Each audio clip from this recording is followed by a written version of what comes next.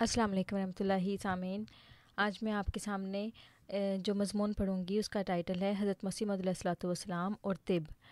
یہ مضمون میں نے الفضل 31 جولائی 2021 سے لیا ہے، اور اس کی جو پہلی قسط ہے وہ آلریڈی اس پلے لسٹ میں ہے، آپ چاہیں تو وہاں سے دیکھ سکتے ہیں۔ تو ہم دیکھتے ہیں کہ اس مضمون میں کیا ہے۔ قسط نمبر 2، بسم اللہ الرحمن الرحیم۔ طبیب اور دعا۔ فرمایا، طبیب کے واسطے بھی مناسب ہے کہ اپنے بیمار کے واسطے دعا کیا کرے، کیونکہ سب ذرہ ذرہ اللہ تعالیٰ کے ہاتھ میں ہے۔ خدا تعالیٰ نے اس کو حرام نہیں کیا کہ تم ہیلا کرو، اس واسطے علاج کرنا اور اپنے ضروری کاموں میں تدابیر کرنا ضروری امر ہے۔ لیکن یاد رکھو، مؤثر حقیقی خدا تعالیٰ ہی ہے، اسی کے فضل سے سب کچھ ہو سکتا ہے۔ بیماری کے وقت چاہیے کہ انسان دوا بھی کرے اور دعا بھی کرے۔ بعض وقت اللہ تعالیٰ مناسب حال دوائی بھی بذریعہ الہام یا خواب بتلا دیتا ہے، اور اس طرح دعا کرنے والا طبیب علم طب پر ایک بڑا احسان کرتا ہے۔ کئی دفعہ اللہ تعالیٰ ہم کو بعض بیماریوں کے متعلق بذریعہ الہام کے علاج بتا دیتا ہے، یہ اس کا فضل ہے۔ ملفوظات جلد نہم صفحہ 53۔ بیماری میں کلام پڑھ کر پھونکنا۔ ایک دوست نے سوال کیا کہ مجھے قرآن شریف کی کوئی آیت بتلائی جائے کہ میں پڑھ کر اپنے بیمار کو دم کروں تاکہ اس کو شفا ہو۔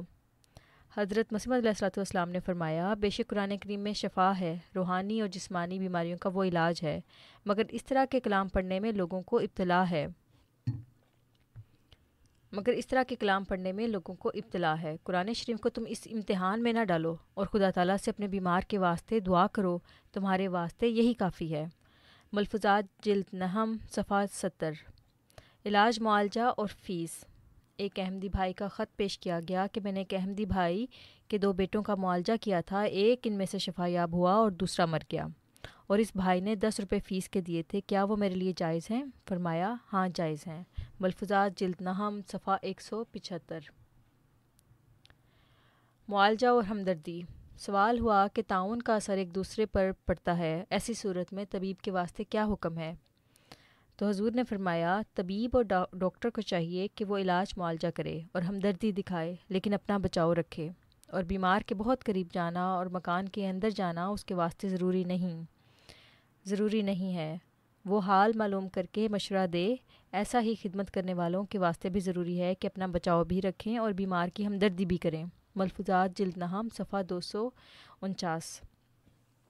دیسی بوٹیاں۔ سیر میں برلبے سڑک خود رو بوٹیوں کی طرف اشارہ کر کے اور حضرت مولوی حکیم نور الدین صاحب کو مخاطب کر کے حضرت اقدس نے فرمایا، یہ دیسی بوٹیاں بہت کارآمد ہوتی ہیں، مگر افسوس کہ لوگ ان کی طرف توجہ نہیں کرتے۔ حضرت مولوی صاحب نے عرض کیا کہ یہ بوٹیاں بہت مفید ہیں۔ گندلوں کی طرف اشارہ کر کے کہا کہ ہندو فقیر بعض اسی کو جمع کر رکھتے ہیں اور پھر اسی پر گزارا کرتے ہیں، یہ بہت مقوی ہے اور اس کے کھانے سے بواسیر نہیں ہوتی۔ ایسے ہی کنڈیاری کے فائدے بیان کیے جو پاس ہی تھی۔ حضرت نے فرمایا، ہمارے ملک کے لوگ اکثر ان کے فوائد سے بے خبر ہیں اور اس طرف توجہ نہیں کرتے، اور ان کے ملک میں کیسی عمدہ دوائیں ہیں جو کہ دیسی ہونے کے سبب ان کے مزاج کے موافق ہیں۔ ملفوظات جلد نہم صفحہ 254 تا 255۔ طبی علوم۔ فرمایا، علم طب کی بنا پر ظنیات پر بھی ہے، علم طب کی بنا بھی ظنیات پر ہے۔ جب مرض الموت آتی ہے تو کوئی دوا شفا نہیں دیتی، بلکہ ہر ایک دوا الٹی پڑتی ہے، لیکن جب اللہ تعالیٰ شفا دینا چاہتا ہے تو معمولی دوائی بھی کارگر ہو جاتی ہے۔ ملفوظات جلد نہم صفحہ 309۔ طبیبوں کے علاج اور بعض بیماریوں کا ذکر۔ طبیبوں کے علاج اور بعض بیماریوں کا ذکر ہو رہا تھا، اس پر حضرت اقدس نے فرمایا، اکثر طبیبوں کا یہ کام ہے کہ جب انہیں مایوسی کے آثار نظر آنے لگتے ہیں اور بظاہر نظر کامیابی کی راہیں مسدود نظر آتی ہیں تو کہہ دیا کرتے ہیں کہ یہ خاص شبہات پیدا ہو گئے تھے، ورنہ یہ ہوتا تو ٹھیک تھا، یہ بات نہیں ہو سکی، وہ نہیں ہو سکی، ایسا کرنا چاہیے تھا، ویسا کرنا چاہیے تھا، مگر یہ سب باتیں توحید کے برخلاف ہیں۔ اگر طبیب سے غلطی ہو گئی ہے یا کامیابی نہیں ہو سکی تو پھر کیا ہوا؟ اس کا کام تو صرف ہمدردی کرنا تھا، نہ کہ تقدیر کا مقابلہ نہ کرنا تھا۔ ملفوظات جلد نہم صفحہ 340۔ ہر درد رادر مان ہست۔ حدیث شریف میں لکھا ہے، ما من داء الا لہ دواء، یعنی کوئی بیماری نہیں جس کی دوائی موجود نہ ہو۔ اگر اصلی دوا اور علاج ہوتا رہے تو عمر طبی سے پہلے انسان مرے کیوں؟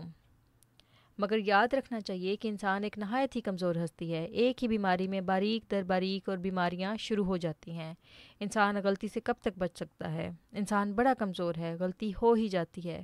اکثر اوقات تشخیص میں ہی غلطی ہو جاتی ہے، اور تشخیص میں نہیں ہوئی تو پھر دوا میں ہو جاتی ہے۔ غرض انسان نہایت کمزور ہستی ہے، غلطی سے خود بخود نہیں بچ سکتا، اور خدا تعالیٰ کا فضل ہی چاہے، اس کے فضل کے بغیر انسان کچھ چیز نہیں۔ یہ بات یاد رکھنی چاہیے کہ دافع بلیات تو صرف خدا تعالیٰ ہے۔ ملفوظات جلد نہم صفحہ 367 تا 368۔ تقدیر معلق اور تقدیر مبرم۔ فرمایا تقدیر دو طرح کی ہوتی ہے، ایک کو تقدیر معلق کہتے ہیں اور دوسری کو تقدیر مبرم کہتے ہیں۔ ارادہ الہی جب ہو چکتا ہے تو پھر اس کا کچھ علاج نہیں ہوتا۔ اگر اس کا بھی کچھ علاج ہوتا تو سب دنیا بچ جاتی۔ مبرم کی علامات ہی ایسی ہوتی ہیں کہ دن بدن ترقی کرتی جاتی ہے اور حالت بگڑتی چلی جاتی ہے۔ ملفوظات جلد نہم صفحہ 384۔ ٹیکہ ایک دوا ہے۔ کسی نے ٹیکہ لگوانے کی بابت دریافت کیا، فرمایا حدیث شریف میں آیا ہے کہ کوئی بیماری نہیں جس کی دوا نہ ہو، ٹیکہ بھی ایک دوا ہے۔ مسلمانوں کو اگر وہ مسلمان بن جاویں تو خدا تعالیٰ ہی ان کا ٹیکہ ہے۔ چاہیے کہ جس جگہ بیماری زور پکڑ جاوے وہاں نہ جاویں، اور جس جگہ ابھی ابتدائی حالت ہو تو وہاں سے باہر کھلی ہوا میں چلے جائیں۔ مکان، بدن اور کپڑے کی صفائی کا بہت خیال رکھیں۔ ملفوظات جلد نہم صفحہ 419۔ تو یہ تھی قسط نمبر 2۔ انشاءاللہ ہم اس کی قسط نمبر جو آگے آئیں گی قسطیں وہ اس کو کنٹینیو کریں گے آنے والی ویڈیوز میں۔ تب تک کے لیے اللہ حافظ۔